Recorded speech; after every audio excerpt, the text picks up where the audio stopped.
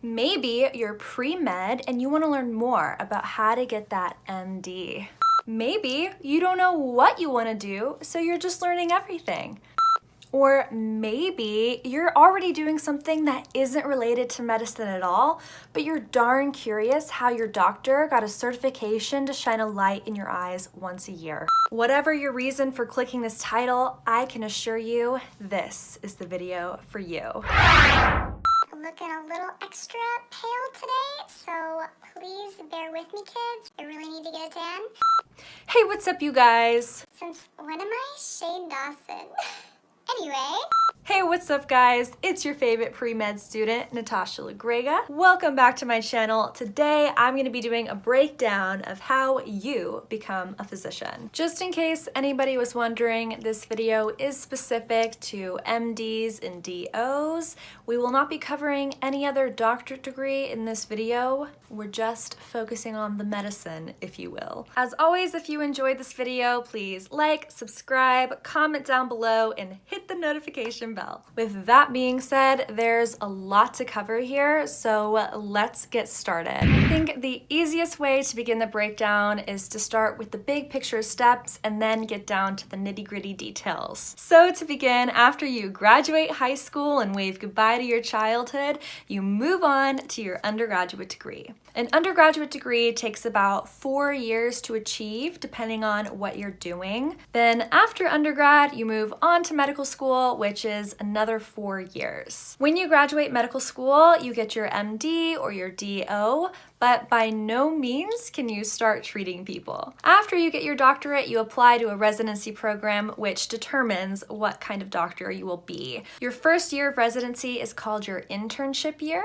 and then after your internship year, you go on to finish the rest of your residency, which could be anywhere from 3 to 7 years, give or take. After your residency, you can finally treat people on your own, although if you want to be more specialized in a certain area, you have to go on and do a fellowship. These can be anywhere from 1 year to several years as well, depending on what you're getting your fellowship in. So in total, if you have a 4-year undergrad and then you get into medical school right away, which some people don't, then you have 4 years of medical school, then maybe a 4-year residency and 1 year fellowship. So in total, you're looking about 13 years of school after you graduate high school to finally get the career you've always wanted. Obviously, this is a give or take depending on the specialty you're going into. There are some undergrad and med school combination programs where right out of high school you can apply and get into medical school, and you can finish your undergrad and your MD in 6 years. So 2 years shorter, but in the big scheme of things, 2 years really isn't that much. At this point, you might be thinking to yourself, who on earth would spend 13 or more years after high school to finally get the job they want? Well, you are looking at someone who is crazy enough to go on this roller coaster. But in all seriousness, becoming a physician is an extremely rewarding career. And in my personal situation, I care so much about this that I really can't see myself doing anything else. Not to mention, the key with anything is enjoying the journey. Anyway, now let's get into the nitty-gritty details of what it takes to complete each step of this process. During your undergrad, you can pretty much major in whatever you want as long as you're completing the prerequisites for medical school. Something I didn't understand when I was in high school is that being pre-med is not a major, it is a track. So you can study anything you want, and I highly recommend you do, because this is kind of the one time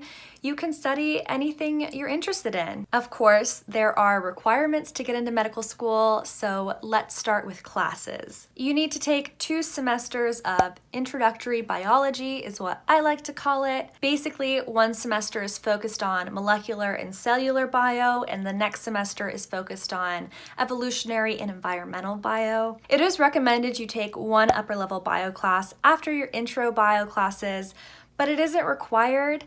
Some examples would be genetics, microbiology, etc. You also have to take 2 semesters of general chemistry with lab and 2 semesters of organic chemistry with lab. Some med schools don't require organic chemistry 2 to have the lab, but some still do, so it really just depends on where you're planning on applying. You also have to take 1 semester of biochemistry, psychology, and sociology. When it comes to math, the lines are a little bit more blurred. Personally, the way I have done it is I've taken Calc 1 and Calc 2, and probably somewhere down the line I'll take statistics. Although I don't believe statistics is a formal requirement, but I do believe it's strongly recommended. That's pretty much all the classes you have to take as requirements for medical school. So basically you take those classes along with whatever else you need for your major. If you're in a science major, a lot of those classes are probably already in your major requirements, so 2 birds, 1 stone. Another med school requirement is the MCAT. If you thought you were done with standardized tests after the ACT and the SAT, boy, you were wrong. The MCAT is a standardized test that lasts about 8 hours and tests you on all of your knowledge from all the previous classes I just mentioned. Most people take the MCAT after their junior year of undergrad, and depending on the person, people take either a year to only a few months to study for this test. Besides the MCAT and all those required courses, you also need to have service and healthcare experience. Again, there aren't really any formal rules when it comes to this, but I strongly recommend shadowing doctors, volunteering in hospitals, even getting a healthcare certification. It's really important that they know you know what you're getting into, because healthcare is an extremely challenging environment to get in,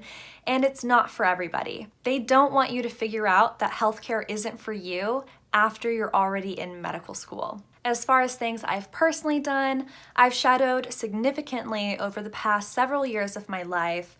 I've volunteered in hospitals, I worked as a CNA in a nursing home for a year, and I just got my phlebotomy certification this past summer. I also recommend getting research lab experience. Again, this isn't necessarily required, but it is definitely very useful as you get to understand science and lab work much better. Besides this, you should also do extracurriculars that are important to you, whatever that may be. This could include being a big part of a club, studying abroad, etc. This really includes a very wide range of activities. My personal advice is just do what you're passionate about, and before you know it, you'll have a bunch of really meaningful experiences. Med schools really want to see that you are a passionate person and that you're well-rounded and have exposed yourself to several different environments. People usually apply to medical school before their senior year of their undergrad, and then they spend that whole year going through the application process and interviewing. So usually by graduation, people know if they've gotten in or if they haven't. So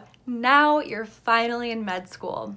Med school is an accumulation of classroom experiences and clinical work. From my understanding, people usually spend their first 2 years in the classroom learning everything they need to know to be a doctor, and then their 3rd year they focus on rotations, which is the clinical aspect of medical school. Rotations are when students rotate through all of the different medical specialties, mainly just trying to get a very in-depth understanding of them so they understand what's available when they're applying to residencies. If now you thought you're finally done with standardized tests, You were wrong, my friends. it doesn't end in medical school. During med school, you get to take a 3-step test. Step 1 usually occurs after your 2nd year of medical school and most literally determines what specialty you can go into. Step 2 happens your senior year of medical school, and step 3 happens after your internship year of residency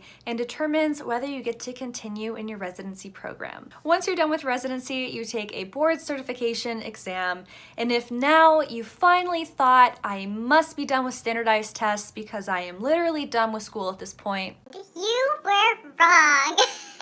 once you're a physician, you have to retake your board certification exam every 10 years, so you remain a board certified physician. Okay, I think I've covered all the nitty-gritty of medical school and what it takes to become a physician. I think we just need to take a deep breath together, okay? Okay. That feels better, doesn't it? Now, before this video ends, I want to hopefully give you some peace of mind about this whole process. Yes, this is an extremely long, challenging road. Yes, it is very overwhelming to think about. But I really encourage you that if this is what you're passionate about, every challenge is worth it. My best advice is to take things one day at a time, one step at a time, and just enjoy what is in your hands now. Thinking about everything you have to do can easily make you freak out. But if I've learned anything from being pre-med, it's that no matter how scary the future might seem, you will be prepared for it by the time you get there. You're not working this hard to not be ready for the next step. 2 years ago, the sound of the MCAT would literally startle me. And now that I'm about to start studying, I feel okay. I've spent the past 2 years learning all this information, and I feel as though my classes have prepared me for this next step. You will feel that way too, I promise. Enjoy the journey. You are absolutely capable of doing it. All right, thank you guys so much for watching this video. I really hope you enjoyed it, and I hoped it helped you get a really comprehensive breakdown of what it takes to get that doctor in front of your name. If you like this video, again, please give it a like, subscribe, comment down below, and ring the notification bell. And maybe next time you see your doctor, give them a high five, because it literally takes blood, sweat, and tears to achieve this. Again, thank you guys so much for watching this video, and I will see you next time. Bye!